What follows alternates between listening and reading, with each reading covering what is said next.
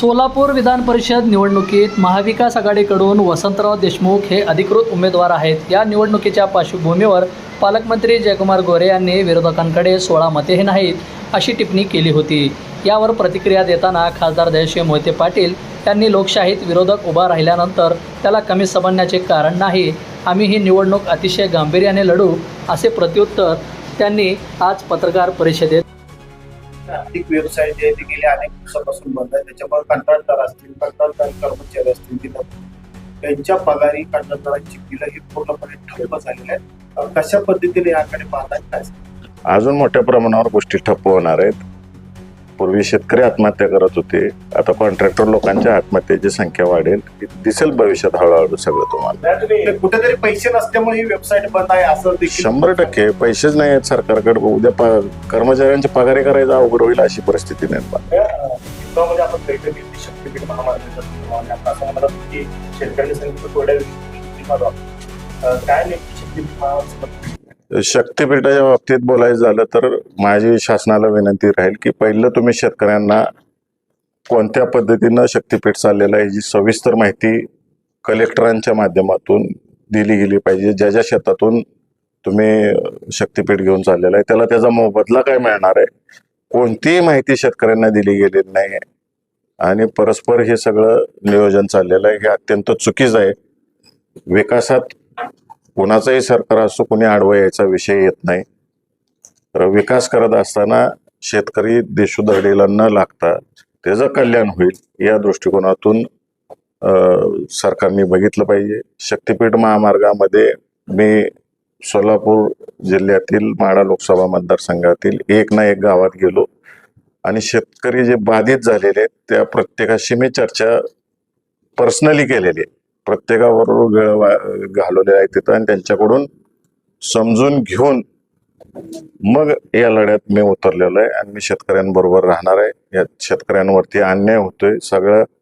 आता माळशिरस तालुक्यातलं नेमगाव सारखं गाव आहे, नेमगाव मध्ये जी लोक आहेत पूर्वीच तिथं तळ झालेलं आहे आणि त्यामुळं त्यांचं पुनर्वसन त्याच गावात झालं होतं। पूर्ण माळरान असलेला आहे, जमिनी होत्या, त्या लोकांनी करोडो रुपये खर्चून डेव्हलपमेंट केलेले आहेत आणि पुन्हा आता रस्त्यासाठी शेती घालवायची ते उद्ध्वस्तच होणार आहेत शेतकरी आणि रेडी रेकनरच्या दराने गव्हर्नमेंट देईल 5 पट, आज ऐकतोय आम्ही 5 पट देणार आहे अधिकाऱ्यांशी संवाद साधल्यानंतर।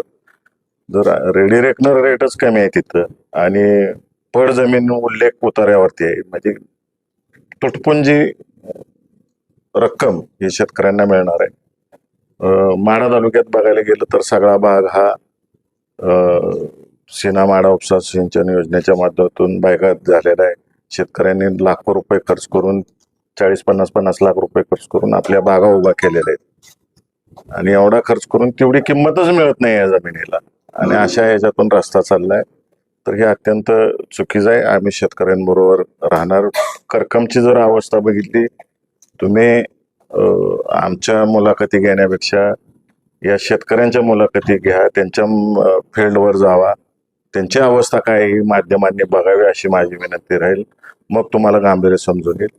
आणि ज्या भागात लोकांची इच्छा आहे सांगोल्यासारख्या की आमच्या भागातून जावा रस्ता, तिथून न्यायला पाहिजे। आत्ताचा जो रत्नागिरी नागपूर हायवे तोच किती रिकामा चालतो, त्याच्यातून पूर्ण टोल मिळतोय का, पैसे वसूल होतात का हे शासनाने बघा। आणि तोच हा रस्ता जर एक्सप्रेस दर्जा दिला आणि काय थोड्याफार अपग्रेडेशन केल्या तर विरोधी होणार नाही, जमिनी जाणार नाहीत नव्यानं, हा रस्ता 100% युटिलायझेशन मध्ये येईल। शासनाने तसा विचार करावा। मी या शक्तीपीठाच्या बाबतीमध्ये शेतकरी जी भूमिका घ्यायला सांगतील त्या पद्धतीने मी शेतकऱ्यांबरोबर राहणार। या विधान परिषद निवडणुकीमध्ये पहिल्या टप्प्यामध्ये आपली लढाई जी आहे, पहिला टप्पा जो आहे त्यामध्ये आपण यशस्वी ठरलेला आहे महाविकास आघाडी। कारण आपल्याला कदाचित त्याची कल्पना असावी की काँग्रेसचा अर्ज फॉर्म जो आहे तो राष्ट्रवादीने देखील अर्ज भरला, तो पहिला टप्पा होता आणि आता दुसरा टप्पा जो आहे त्यामध्ये देखील उत्तम जानकरांचा अंतर्गत विरोध हा कुठेतरी सत्ताधाऱ्यांना गाफील ठेवण्याचा हा प्रकार आहे का, असं देखील चर्चा होती। आमचा घरातला विषय आम्ही घरात संपवू. काल अर्ज माघारी घेण्याचा दिवस होता. ग्रामपंचायती आहेत राज्यातल्या 14,000 ग्रामपंचायत त्यांच्या निवडणुका मागच्या अनेक महिन्यांपासून झालेल्या आहेत. त्यामुळे गावांचा विकास थांबलेला आहे. तुला 50,000पेक्षा जास्त ग्रामपंचायत कर्मचारी ज्यांचे पगार देखील व्हायला तयार नाही. राज्यातलं जे गाव आहेत खेडेगाव आहेत त्यांचा विकास कुठेतरी या सगळ्यांवर 100% ग्रामपंचायतीचे इलेक्शन वेळेत व्हायला पाहिजेत. नाहीतर गेले 5-6 वर्ष आपण बघितलेलं आहे इलेक्शन थांबल्यामुळं मोठ्या प्रमाणावरती अधिकारी वर्गाने कसा भ्रष्टाचार यात केलेला आहे. ग्रामपंचायती इलेक्शन अधिक काळ लांबवणं हे धोकादायक आहे. भारतीय लोकशाहीच्या दृष्टिकोनातून अत्यंत धोकादायक आहे. सोलापूर महानगरपालिकेमध्ये एमआयएमचे 9 नगरसेवक आहेत. आज आपली भेट झाली शिंदे साहेबांसोबत. एमआयएमचे नगरसेवक देखील साहेबांच्या भेटीला हो भेटले. तेही सगळे पहिल्या दिवसापासून संपर्कात आहेत की आपण काय असेल ते एकत्र पुरोगामी विचाराच्या दृष्टिकोनातून पुढे जाऊ. म्हणजे काल अर्ज माघारी घेण्याचा शेवटचा दिवस होता आणि 150 कोटी रुपये वाटल्याचा आरोप संजय राऊतांनी केलाय राज्यावर. झालं असेल.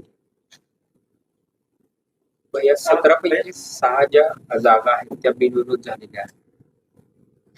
प्रत्येक ठिकाणी मग अशा पद्धतीने पैसे वाटतात जे आहे तो संजय राऊत सातत्याने करतात आहोत. झालं असेल. शक्यता नाकारता येत नाही. मी बघितलं नाही तिकडचं काय, कारण का मी आपल्या लोकसभेचं काय करायचं काय नाही या सगळ्या बैठकांमध्ये होतो. आपल्या सोलापूर जिल्ह्याच्या विधान परिषदेच्या बैठकात होतो. या विधान परिषद निवडणुकीमध्ये एमआयएम आपल्या सोबत असेल का किंवा त्यांच्याकडे काही आश्वासन देण्यात आलं? ते आज सगळे बसणार आहेत आणि त्यांचा निर्णय आम्हाला कळवणार आहेत. भैया, काल जगमोहन गोरे असं म्हणाले की विरोधकांनी निवडणूक लावली ठीक आहे, पण पुढच्या निवडणुकीला ते उमेदवार उभा करण्याचं धाडस करणार या मताधिक्याने मला एक दिवस द्या, माझ्याकडे किती मतं मला पडतील ते देखील आम्ही सांगू, असं एक आव्हान तुम्हाला दिलं. मी सांगितलं मागाशी, मी 16 मतापासून सुरुवात करतोय. भैया आपण पाहतोय की करमाळा असेल, सांगोला असेल, मंगळवेढा असेल, पंढरपूर असेल या ठिकाणी स्थानिक आघाड्या आहेत. महाविकास आघाडी सोडून स्थानिक आघाड्या आहेत, त्यांची मतं आहेत. त्यांना कसं पद्धतीने कन्व्हिन्स? सोलापूर जिल्ह्यातील जनता सगळं बघते आणि जनतेचा दबाव कुठं ना कुठं असतो सगळ्यांवरती. त्याचं मताच्या रूपातून दिसून येईल. मला या जिल्ह्यात पुरोगामी विचार टिकवायचा आहे. माझ्या नेत्यांनी जो आदेश दिलाय तो टिकवायचा आहे. त्या आदेशाप्रमाणे मी वागतोय. प्रत्येक गोष्ट मी माझ्या नेत्यांच्या कानावरती फॉर्म विड्रॉलच्या शेवटच्या 10 मिनिटापर्यंत प्रत्येक गोष्ट ही घातलेली आहे आणि शेवटच्या 10 मिनिटात जो आदेश आला त्याची मी अंमलबजावणी केलेली आहे. साहेब, आपण पुरोगामी म्हणताय, परंतु दुसरीकडे आपल्याच पक्षाचे आमदार राजूकर आहेत, ते सांगतायत की मी हाडामासाचा शिवसैनिक आहे, माझ्याकडे पर्याय नव्हते म्हणून मी तुतारी घेतली. काय नेमकं काय, कसं पुरोगामी व्हायचं त्यांना विचारा. आता तुम्ही जिल्ह्याचे नेतृत्व तुमच्याकडे आहे. मी मतदारांचं बोललो, स्पष्टपणाने सांगितलं मी. हा पुरोगामी विचारसरणीचा मतदार असलेला जिल्हा आहे आणि हे लोकसभा विधानसभेच्या माध्यमातून या जिल्ह्याने दाखवून दिलेला आहे. तुम्ही घरातला विषय म्हणताय, कोणत्या घरात मिळवणार का? बारामतीच्या घरातला विषय, वेळापूरच्या घरात.